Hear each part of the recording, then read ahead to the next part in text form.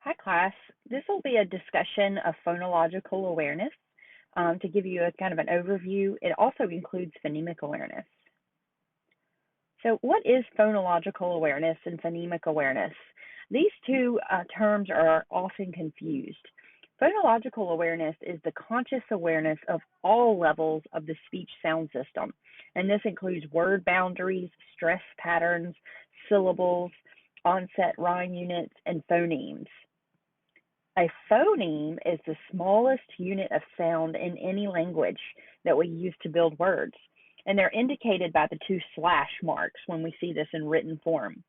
If you'll take a look at this phonological awareness umbrella, you'll see that it has several raindrops that fall underneath it. So phonological awareness is the broad term. Within phonological awareness, we have the ability to recognize words within a sentence, the ability to blend and segment syllables, the ability to blend and segment onset and rhyme, and the ability to recognize and produce rhyme and alliteration. On the other side of the umbrella, we see phonemic awareness that stems directly from the umbrella. And from phonemic awareness, we see isolation, segmenting, blending, addition, deletion, and substitution. I like to refer to the three of those as phoneme manipulation. So phonemic awareness deals with the individual speech sounds, whereas something like a syllable might have multiple speech sounds. So phonemic awareness is a subcomponent of phonological awareness. But all of these concepts are important for students to understand as they learn to read.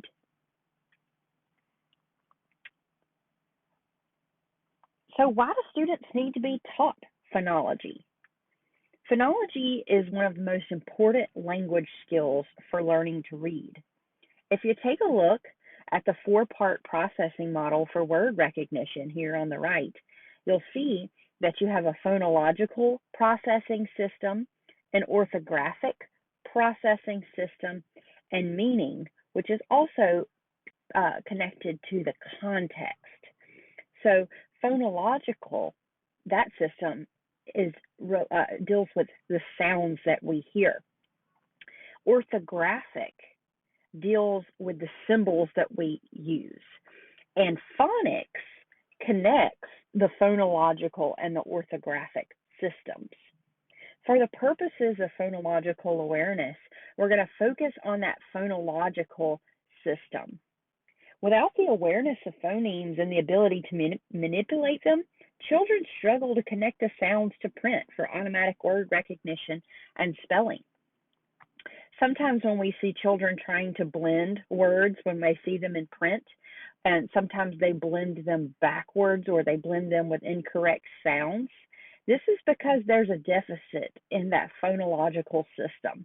So we need to be sure that students are able to blend phonemes without print first before we expect them to add the orthographic system in there where it becomes phonics. Research by Scarborough and Brady showed that the phonemic awareness predicts future reading problems in kindergarten and beginning first graders better than any other phonological tasks. So here we see the importance of students having a good foundation of phonemic awareness understanding. However, other researchers have found that advanced phonemic awareness, such as phoneme manipulation, that's the phoneme deletion, reversal skills, those predict reading and spelling success in second grade and onward. So again, we're seeing the importance here of that phonological system. So what are the phonological skills that children need to develop? You see here the hourglass figure that was created by Carol Tolman, and it shows the skills thinking about broad sounds, and they begin to become more narrow and complex as they're taught across the progression. The bottom half of this hourglass will be addressed later when we get into the phonics and word study module, because this is when we connect it to print. But for now, we're only dealing with sounds. So pictures or some sort of manipulatives can be used to represent sounds, but we have not yet connected letters with sounds. So you can see for early phonological awareness, we're dealing with syllables, alliteration, onset rhyme. The basic skills become phoneme blending and segmentation. And then those advanced phonological awareness skills include phoneme deletion, substitution, and reversal. Let's talk about some of those phonological awareness skills that we talked about underneath that umbrella. So remember, we have the large umbrella of phonological awareness. One of those skills was rhyme. So an example task might be asking a student, which of these two words rhyme? Bat, ball, boy, or cat?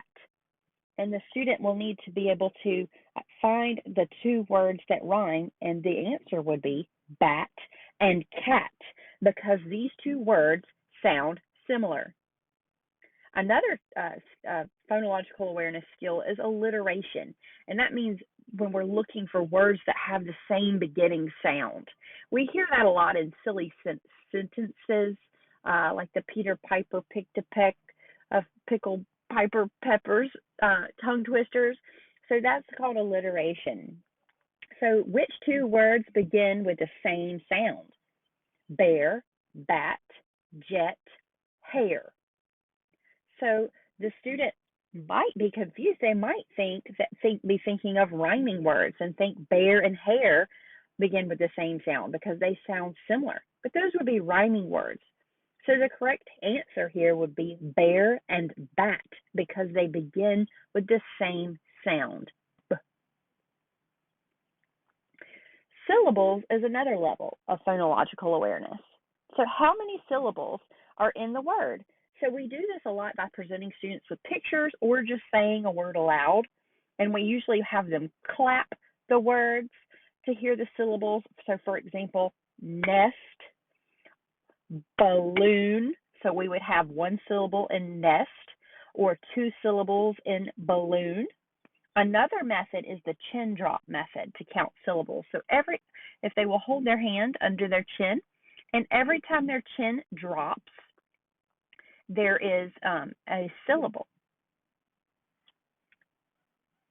So we would have nest, balloon.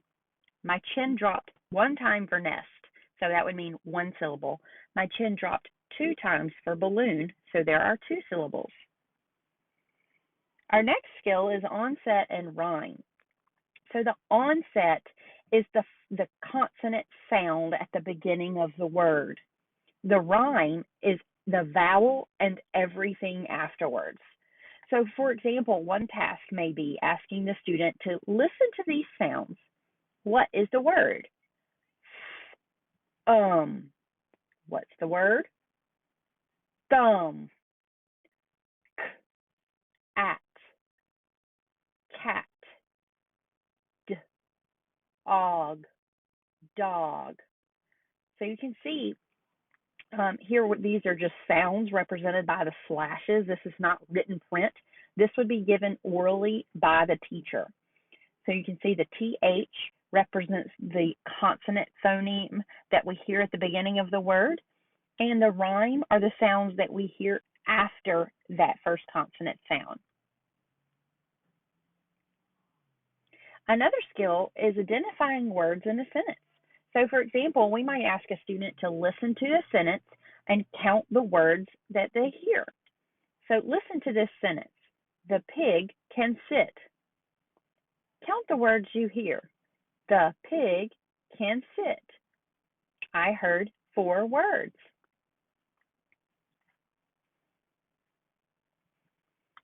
Now we're moving on to the more complex part of the sounds, phonemes or phonemic awareness. So here are a couple of phonemic awareness tasks. The first one is the ability to blend phonemes. So for example, listen to the sounds. What is the word? Listen to the sounds. B, a, t. What's the word? The student should respond with bat. I, What's the word? In. Then we can move on to segmenting phonemes. So they're given the whole word and they segment the individual sounds. As in the picture here, you can see they're using an Elkonin box and they're using little red dots to represent the sounds. But the student is not presented with words at this point. So what are the sounds in the word run? R, n, run. And that's indicated by the arrow at the bottom. It prompts the student to blend those sounds together. So first they segment them and then they blend them back together. Here are some more phonemic awareness tasks. These are a little more advanced. The first one is phoneme isolation. So we might ask, what is the word? Bat. Say bat. Bat. What is the first sound of the word? B. What is the final sound of the word? T. What is the middle sound of the word? Ah.